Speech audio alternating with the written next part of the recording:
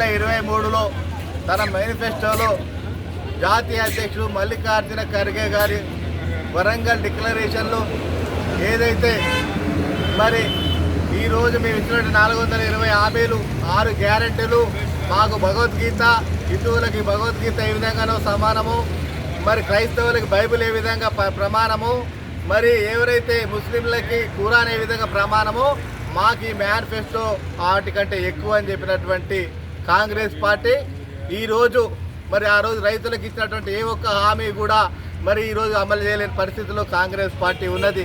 మరి ఇప్పటికి 2023 రబీకి సంబంధించిన రైతు భరోసాను ఎగ్గొట్టారు. 2024 ఖరీఫ్ రబీ 2 రైతు భరోసాలు ఎగ్గొట్టారు.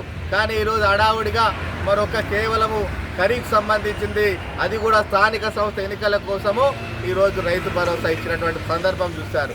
మళ్ళీ ఈ యొక్క ఎన్నికలు అయిపోతే మళ్ళీ ఈ యొక్క రైతు భరోసా బంద్ అవుతుందని స్పష్టంగా ప్రజలకు ఈరోజు రైతులకు అర్థమైంది.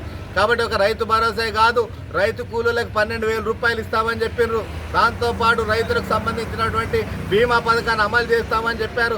12 రకాలైన పంటలు, మరి పత్తి కావచ్చు, వరి కావచ్చు, మరి జొన్నలు కావచ్చు, ఇలా 10 రకాలైనటువంటి చెరుకు, 10 రకాలైన పంటలకి కింటాకు 500 రూపాయలు బోనస్ ఇస్తామని చెప్పారు. మరి ఇలా సంపూర్ణమైన రుణమాఫీ చేస్తామని చెప్పారు.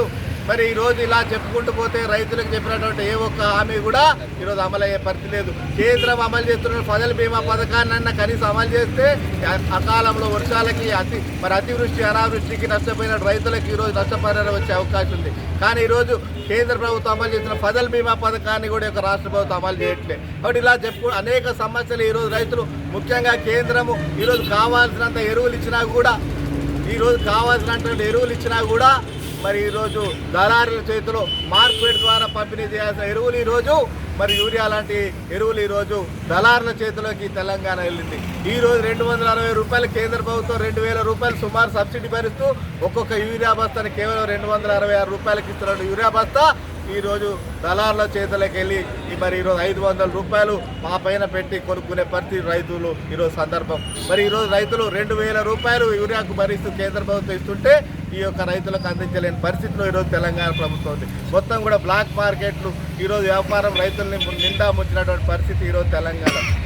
అటు రైతులకు ఎరువులు దొరకని పరిస్థితి, గిట్టుబాటు రేట్ ఇస్తానన్నటువంటి గిట్టుబాటు రేట్ ఇచ్చే పరిస్థితిలో మనం చూసాము. మొత్తం కూడా కల్లాలలో రైతులు కూడా మరి ఏదైతే ధాన్యం తీసుకొచ్చి అక్కడే మొత్తం కూడా ఖర్చుపోయి నెలలు 40 రోజులున్నా కూడా కల్లాలలో ధాన్యం కొనలేని పరిస్థితిలో ఎందుకు ఈ యొక్క రైతు కొనుగోలు కేంద్రాలన్నిటి కూడా నిర్వీర్యం చేయాలని ఎందుకు ఆ యొక్క రైతులు కనుక అక్కడికి తీసుకొచ్చి అమ్మితే 500 రూపాయలు బోనస్ ఇవ్వాల్సి వస్తుందని చెప్పేసి మరి అడ్డికి బాగుసేరు సాహుకారులకి వ్యాపారులకు అమ్ముకోవాలన్న ఒక దుర్బుద్ధితో 500 రూపాయలు బోనస్ ఎగ్గొట్టాలని చెప్పేసి ఈ యొక్క రైతుకి సంబంధించిన ఎక్కడైతే రైతుల ద్వారా కొనేటువంటి సెంటర్లు అన్నింటినీ కూడా ఈరోజు నిర్వీర్యం చేసింది.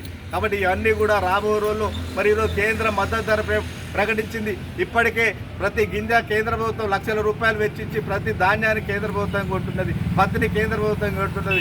ఈరోజు నరేంద్ర మోడీ గారి ప్రభుత్వం అన్ని యొక్క రైతులకు సంబంధించి ఉత్పత్తి మీద డబల్ రేటు ఇప్పటికే ఈ 10 సంవత్సరాలలో మరి ఉత్పత్తి రేటు 200% పెరిగినాయి అనే వాటి మీద ఉత్పత్తి గిట్టుబాటు ధర పెంచింది. కానీ ఈరోజు కేంద్ర ప్రభుత్వం అమలు చేస్తున్న అనేక సంక్షేమ కార్యక్రమాలు ఈ రాష్ట్రంలో అమలు కావట్లేదు. మరి ఈ రాష్ట్ర ప్రభుత్వం చెప్పినటువంటి అనేక ఏదైతే రైతులకు సంబంధించిన కార్యక్రమాలన్నీ కూడా ఉన్నాయి, సంక్షేమ పథకాలు ఏవి కూడా అమలు కావట్లేదు.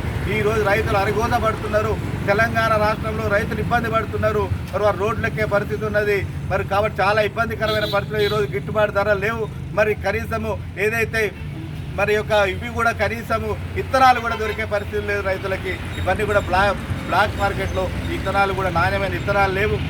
ఇవన్నీ కూడా రైతులు ఇబ్బంది పడుతున్నారు. ఈ అన్ని అంశాల మీదుగా భారతీయ జనతా పార్టీ ఈరోజు అన్ని కలెక్టరేట్ కార్యాలయాలలో మరి వినతి పత్రాలు ఇస్తున్నాం. తక్షణం స్పందించి యొక్క రాష్ట్ర ప్రభుత్వం కనుక రైతుల యొక్క సమస్యలు పరిష్కారం చేయాలని, లేని పక్షంలో రాబోయే రోజుల్లో రైతుల పక్షాన భారతీయ జనతా పార్టీ పోరాటం చేస్తుంది. ఎక్కడికక్కడ మరి ఈరోజు దిగ్బంధం చేస్తాం. ఇక్కడ ఉన్నటువంటి 3 మంత్రులు కూడా ఇక్కడ రైతుల సమస్యలపై స్పందించట్లేరు.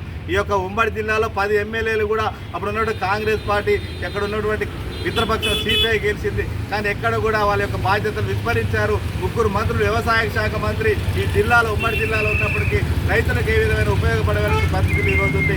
మరి సీతారామ ప్రాజెక్టు భద్రాద్రి జిల్లాలో వెళ్తున్నా కూడా 1 ఎకరానికి కూడా నీరు అందించలేని పరిస్థితిలో ఈ యొక్క జిల్లా తీవ్రమైన దుర్భిక్షంతో ఈరోజు అన్ని మండలాలు కూడా ఈరోజు పక్కనే గోదావరి ఉన్నా కూడా ఒక ఎకరానికి కూడా నీరు పారని పరిస్థితులు ఈరోజు భద్రాద్రి జిల్లా ఉంది. కాబట్టి ఈరోజు అనేక ఇబ్బందులు ఈ యొక్క జిల్లా ప్రజలు అనుభవిస్తున్నారు, బాధపడుతున్నారు. కాబట్టి రాబోయే యొక్క సమస్యను పరిష్కారం చేయాలని ఈరోజు మేము శాంతియుతంగా ధర్నా చేస్తున్నాం.